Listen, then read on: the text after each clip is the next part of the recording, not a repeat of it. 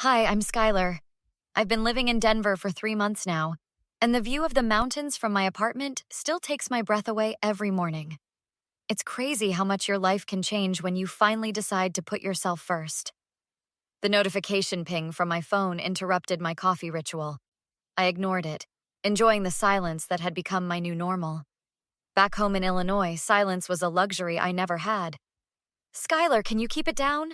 Jake's trying to study. That was my mom, Diana, every time I so much as breathed too loudly growing up. My brother Jake was the golden child, star quarterback, valedictorian, and now some hotshot financial advisor.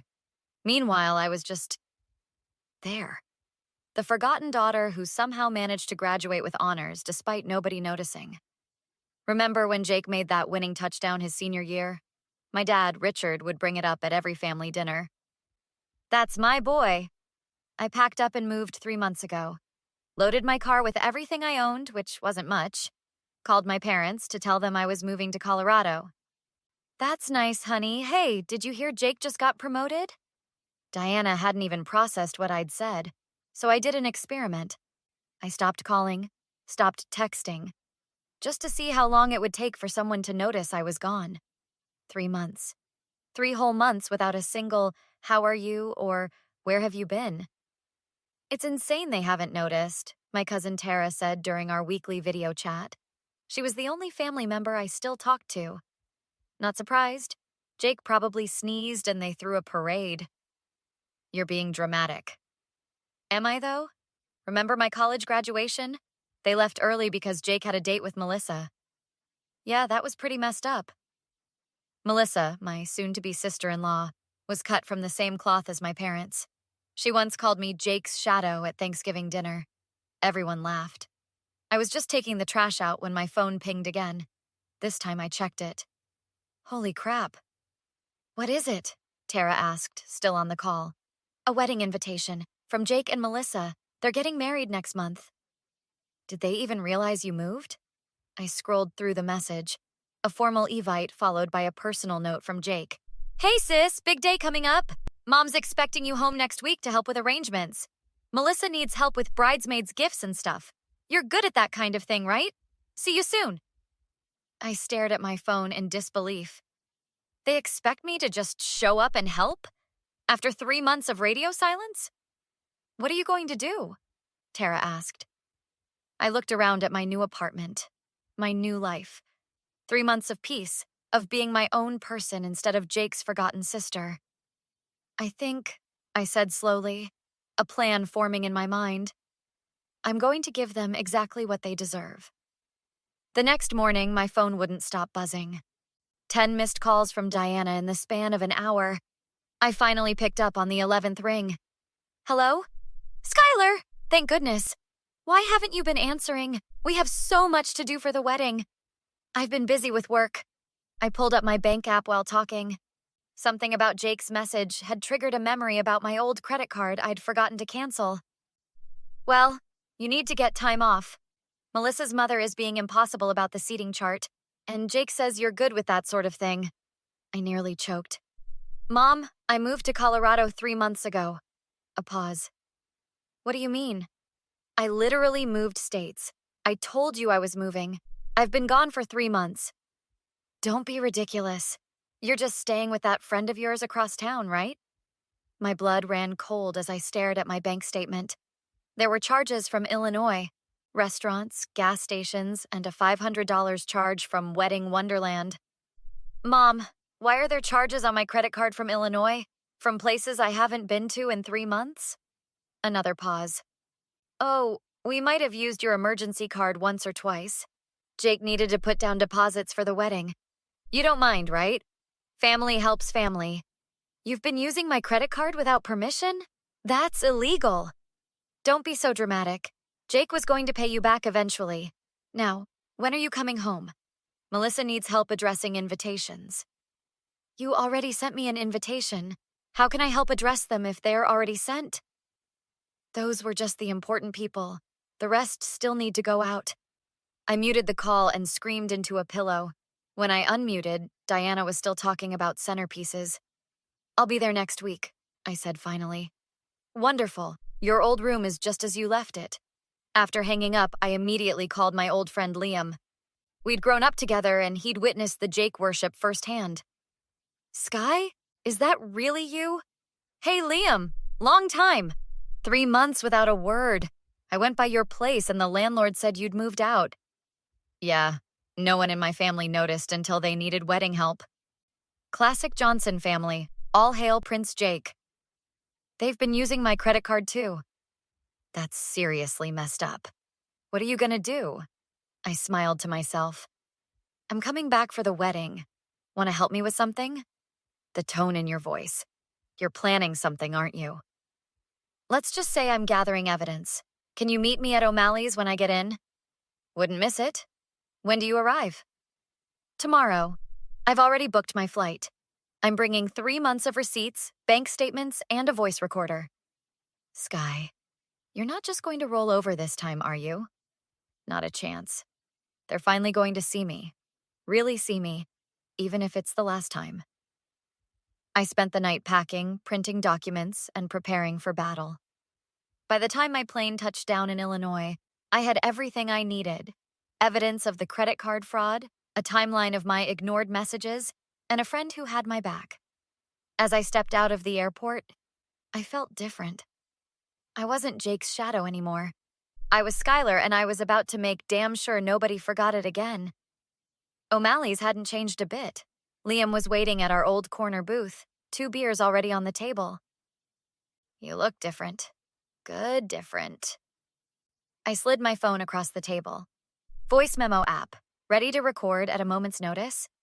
You really think they'll just admit to everything? They don't think they did anything wrong. That's the beauty of it. The next morning, I walked into my parents' house without knocking.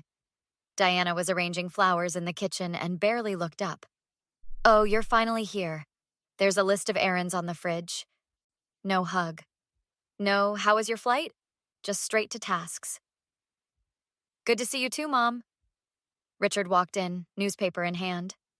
There she is. Colorado treat you okay? You'd know if you'd called once in 3 months?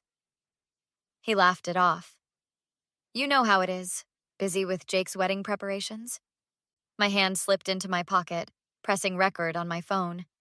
Speaking of which, Richard continued, we need to discuss your contribution. My contribution? Well, we've already spent quite a bit on your behalf, the credit card and all. You mean the money you stole from me? Diana clicked her tongue. Such dramatic language. It's a family account. It's my account. My name only. We raised you for 18 years. What's a few $1,000s between family? I nearly choked. A few thousand? The statement showed maybe $800. Richard and Diana exchanged glances. Well, Diana said carefully, there were other expenses. Jake needed help with the honeymoon deposit. The rehearsal dinner that night was a masterclass in passive aggression. Aunt Carol approached me at the bar. So nice of you to show up. Your mother said you've been having problems. Problems? You know, the drinking and that man you were living with. My jaw dropped. What man? What drinking problem? It's okay, dear. We all have our struggles. I spotted Tara across the room and pulled her aside. Did you know they've been telling everyone I'm an alcoholic with a boyfriend? What? That's insane. Jake clinked his glass, calling for attention. I want to thank everyone for coming, especially my little sister who finally decided to grace us with her presence. Everyone laughed. I didn't. Melissa stood, champagne in hand. Yes, we're so glad Skylar could take time from her busy schedule of... What is it you do again? I'm a graphic designer. Right, making little pictures on computers. Anyway, we're just thrilled she's agreed to contribute $5,000 toward our Fiji honeymoon. The room spun. I hadn't agreed to anything. That's not happening, I said, loudly enough for nearby tables to hear. Melissa's smile turned brittle. But you promised Jake. I did no such thing. This is so typical, Melissa hissed. Always jealous of Jake's success, always trying to ruin his special moments. No wonder your family barely mentions you. The room fell silent. Even Diana looked uncomfortable. I walked out, hands shaking. Liam followed me to the parking lot. Tell me you got that. I nodded, pulling out my phone. Every word, plus the stuff from Carol about their lies. What's the plan for tomorrow? The reception speech. I've been asked to give a toast to the happy couple. They have no idea what's coming, do they? Not a clue. Can you help me put together a slideshow tonight? I've got all the evidence on my laptop. Liam grinned. This is going to be the wedding of the century. The wedding day arrived with picture-perfect weather, sunny with a slight breeze.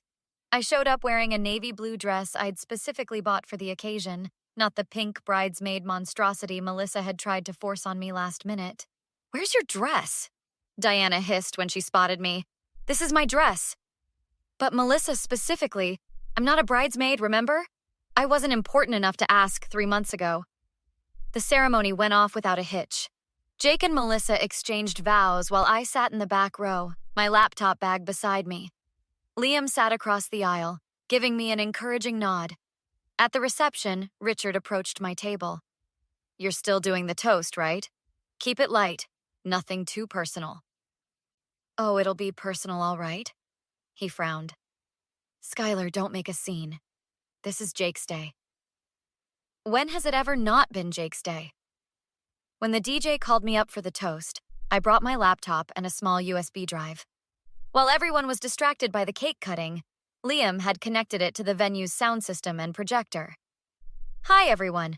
For those who don't know me, I'm Skylar, Jake's sister. Melissa was already rolling her eyes. Family is a funny thing. We're supposed to support each other, notice when someone is missing, care when someone moves across the country.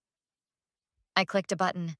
The projection screen lowered, displaying my bank statements. 3 months ago, I moved to Colorado. I told my family. Not one of them noticed I was gone until they needed wedding help. Oh, but they did notice my credit card. Murmurs rippled through the crowd. Diana stood up, face flushed. Skylar, that's enough. Is it? Let's hear what you and Dad had to say yesterday. I pressed play. Diana's voice filled the room.